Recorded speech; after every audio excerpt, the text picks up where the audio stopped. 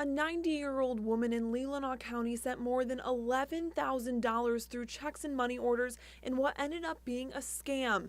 One of the businesses that she used to make a transaction thought it seemed odd and called the police. They were able to intervene before she sent another $13,000. I don't know how long this would have lasted or what, but we were able to intercept her between, I think, checks 6 and 8. And I don't know if it had continued for several days or stopped then, but it was a bad prognosis either way. So because that business stepped forward, I really give them a lot of credit and called our deputies. They got on it quickly.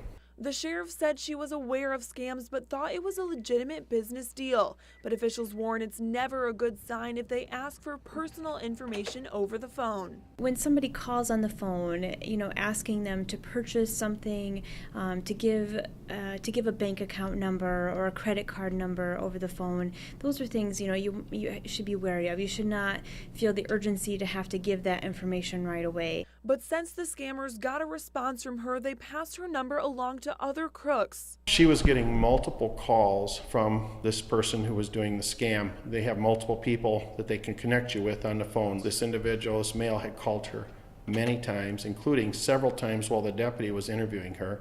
The sheriff says it's easy to get caught up in scams, and senior citizens are targeted because they're often more vulnerable. They could lose everything, and what the impact of that is huge.